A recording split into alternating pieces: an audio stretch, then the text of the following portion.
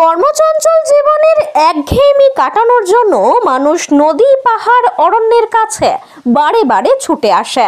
তারা ভ্রমণের জন্য নতুন নতুন ঠিকানা খোঁজে। সেই নিরিখে বাঁকুড়া জেলা ভ্রমণ পিপাসু মানুষের কাছে একটি আকর্ষণীয় স্থান। এখানে কংসাবতী, শিলাবতী নদী যেমন আছে, তেমনই আছে শুশুনিয়া বিহারীনাথ পাহাড়, রয়েছে দিগন্ত প্রসারী জয়পুর জঙ্গল, রানীবাঁধের 22 মাইল জঙ্গল। এইসব ক্ষেত্রগুলো মানুষের কাছে বিশেষ পরিচিত, কিন্তু বাঁকুড়া জেলার সালতোরা ব্লকের সুউচ্চ সবুজের সমারোহে সজ্জিত বিহারীনাথ পাহাড় কিছুটা অজ্ঞাত থেকে গিয়েছে। ইদানিং বিহারীনাথ পাহাড়কে কেন্দ্র করে ইকো ট্যুরিজম গড়ে উঠেছে সালতোরা পঞ্চায়েত সমিতির উদ্যোগে। এই বিহারীনাথ পাহাড়ের ঢালে তৈরি হয়েছে পরশমণি রিসর্ট অ্যান্ড ট্যুরিজমের বিহারীনাথ ইকো ট্যুরিজম পার্ক।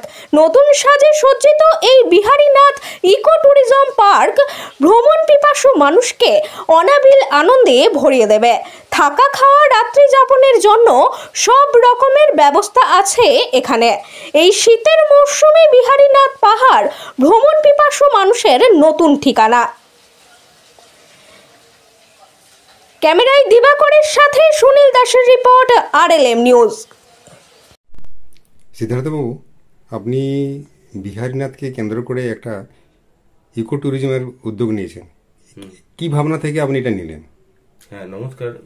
আমরা যে উদ্যোগটা অ্যাকচুয়ালি নিয়েছি, বাঁকুড়াতে ট্যুরিজমের একটা ভালো স্কোপ আছে, এবং বিশেষ করে বিহারীনাথ যে মন্দির আছে এবং বিহারীনাথ পাহাড় হচ্ছে, আপনারা জানেন যে বাঁকুড়ার একটা সর্বোচ্চ শৃঙ্গ, সর্বোচ্চ উচ্চতার পাহাড়। তো তাকে কেন্দ্র করে আমরা সালতোরা ব্লকের আন্ডারে একটা ট্যুরিজম ইউনিট আছে, তো সেইটা আমরা আপাতত নিয়েছি, এবং আমরা চেষ্টা করছি যে ওখানের যাতে ট্যুরিজমটা ভালোভাবে ডেভেলপ করা যায়। আর আমরা দেখেওছি যে আমরা চেষ্টা করছি যে ওখানে যদি একটা ট্যুরিজম সার্কিট করা যায়, বিশেষ করে শুশুনিয়া, বিহারীনাথ, গড়পঞ্চকোট এবং বরন্তী, এই চারটে মিলিয়ে একটা যদি ট্যুরিজম সার্কিট করা যায়, তাহলে ভ্রমণ যারা পিপাসু আছে, যারা ভ্রমণকে খুব বেশি ভালোবাসেন, তাদের ক্ষেত্রে একটা দৃষ্টান্তমূলক জায়গা থাকবে আমার মনে হয়।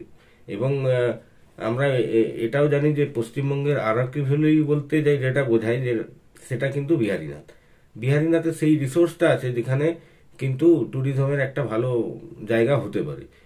তো সেইটা মাথায় রেখেই আমরা ওখানে এসছি, এবং সাথে সাথে ওখানে এমপ্লয়মেন্ট একটা জেনারেট হবে, এবং গ্রামীণ অর্থনীতি ওখানের আশেপাশের গ্রামগুলোর একটা চেহারা বদলাবে।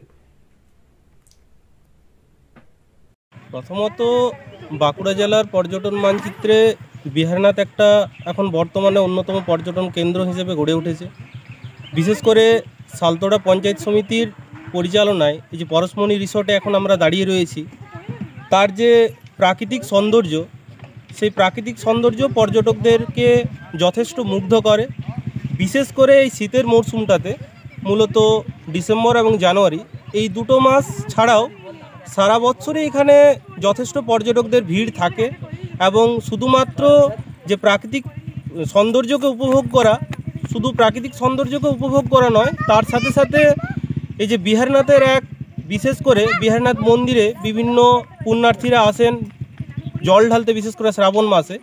এবং তাছাড়াও বছরের প্রতিটা সময়েই এখানে বিভিন্ন পুণ্যার্থী তথা পর্যটকরা দলে দলে ভিড় জমান, তাদের বিভিন্ন রকম মনস্কামনা পূর্ণার্থে প্রত্যেকটা পুণ্যার্থী এখানে আসেন পুজো দিতে।